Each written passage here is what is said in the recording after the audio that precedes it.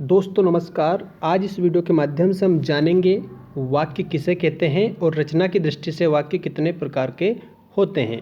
तो आइए स्टार्ट करते हैं। प्रश्न है आपका, वाक्य किसे कहते हैं। इस प्रकार से प्रश्न बनेगा तो आपको उत्तर में देना है, ऐसा सार्थक शब्द समूह जो व्यवस्थित हो तथा पूरा अर्थ या आशय प्रकट करता हो वो वाक्य कहलाता है। ये याद रखना है, शब्दों का ऐसा सार्थक समूह होता है जो व्यवस्थित भी होता है और वो पूरा अर्थ और आशय भी प्रकट करता है।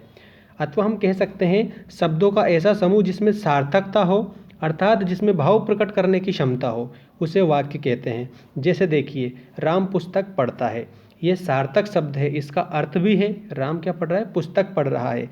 ये एक ऐसा सार्थक शब्द समूह है जिससे पूरा आशय स्पष्ट होता है, अतः हम यहाँ पर कह सकते हैं कि ये वाक्य है। राम पुस्तक पढ़ता है, ये वाक्य है क्योंकि ये सार्थक भी है और शब्द समूह भी है।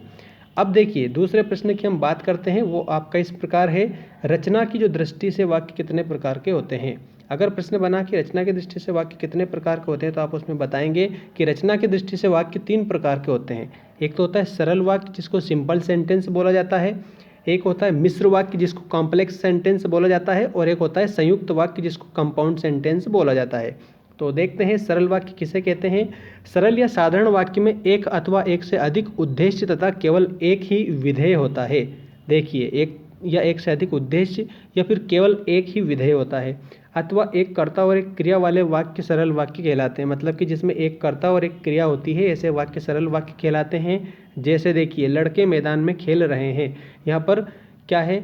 मैदान में खेल रहे हैं लड़के, तो ये क्या है? सरल वाक्य है। इसी प्रकार से पक्षी आकाश में उड़ रहे हैं या उड़ते हैं। इसके बाद में रानी नृत्य करती है, तो जहाँ पर एक कर्ता और एक क्रिया हो, नृत्य क्या है? क्रिया है, और कर्ता क्या है? रानी।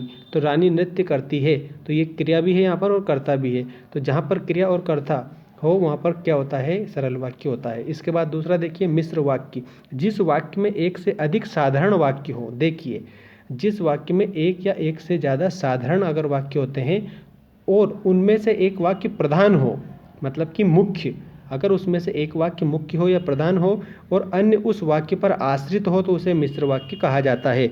यदि कठिन परिश्रम करोगे, ये तो क्या है? ये साधारण वाक्य है, तो सफल हो जाओगे, और ये इसका उपवाक्य है, मतलब दूसरा वाक्य है। तो इसमें परिभाषा में आपको याद रखना है, जिस वाक्य में एक से अधिक साधारण वाक्य हो और तथा उनमें एक से अधिक उनमें एक प्रधान वाक्य हो, तो उसमें क्या कह सकते हैं हम कि ये मिश्र वाक्य है। या प्रधान जो वाक्य होता है वो आश्रित होता है दूसरे वाक्य पर, ये जरूर आपको ध्यान रखना है। एक जो वाक्य प्रधान हो और अन्य जो वाक्य है वो क्या होता है? आश्रित होते हैं, ये ध्यान रखना। तो जैसे, सभी जानते हैं कि वह ईमानदार है, ये वही छात्र है जो कक्षा में प्रथम आया था। अब देखिए अगला, संयुक्त वाक्य, जहाँ योजक अवयवों द्वारा दो उपवाक्य संयुक्त हो जाते हैं किंतु उनमें कोई वाक्य मुख्य या आश्रित नहीं होता, वहाँ पर संयुक्त वाक्य होता है। जहाँ पर योजक अवयव के द्वारा दो उपवाक्य संयुक्त हो जाते हैं किंतु उनमें कोई भी वाक्य मुख्य या आश्रित नहीं होता है, तो वहाँ पर संयुक्त वाक्य होता है। जैसे, जिस वाक्य में एक प्रधान उपवाक्य तथा एक अथवा एक से अधिक समान अधिकारी वाक्य हो उसे संयुक्त वाक्य कहते हैं। तो ये समझ में आ ही गया होगा कि संयुक्त वाक्य क्या है। अब देखिए उदाहरण इसमें देख सकते हैं आप। जैसे, आप कहानी पढ़ेंगे या उपन्यास पढ़ेंगे। अब इसमें क्या है कि एक तो आप कहानी पढ़ेंगे या तथा, और उसके बाद में और, ये जो चीज़ें आती है ये क्या है? ये आपको ध्यान रखना है, ये योजक अवयव है। ठीक है, तो जहाँ पर योजक अवयव के द्वारा दो उपवाक्य संयुक्त हो जाते हो, एक तो आप कहानी पढ़ेंगे, एक तो ये हो गया, और ये या उपन्यास पढ़ेंगे, तो ये संयुक्त हो गए दोनों वाक्य, तो हम कह सकते हैं यहाँ पर संयुक्त वाक्य। अगला उदाहरण देखिए, आप समय पर पहुँच गए, नहीं तो गाड़ी निकल जाती। ये दो वाक्य इसमें हैं। ठीक है, नहीं तो इससे जुड़े हुए हैं, गाड़ी निकल जाती।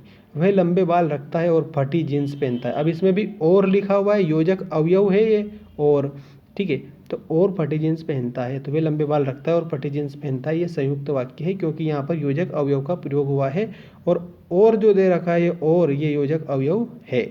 अगला देखिए, मोहन मुझसे मिला किंतु, ये किंतु योजक अवयव है यहाँ पर। किंतु वह मेरी पुस्तक नहीं लाया क्योंकि वह पुस्तक उसने मतलब ये पुस्तक उससे क्या हो गई थी? खो गई थी। तो ये आपका संयुक्त वाक्य हो चुका है। देखो प्रश्न इस प्रकार से बनता है, वाक्य किसे कहते हैं, तो आप बताएंगे ऐसा सार्थक शब्द समूह जो व्यवस्थित भी हो और पूरा आशय स्पष्ट करता हो, वो वाक्य कहलाता है। रचना की दृष्टि से कितने प्रकार के होते हैं, तो आपको बताना है रचना की दृष्टि से 3 प्रकार के होते हैं। एक तो साधारण वाक्य, और जिसको सरल वाक्य भी बोला जाता है, एक होता है मिश्र वाक्य और एक होता है संयुक्त वाक्य। ठीक है, तो ये थे वाक्य जो आपको मैंने अच्छे से बता दिए। मिलते हैं नेक्स्ट वीडियो में। चैनल को अगर सब्सक्राइब नहीं किया तो चैनल को सब्सक्राइब जरूर कर लेना, ताकि आपको और भी ऐसी जानकारी हासिल होती रहे।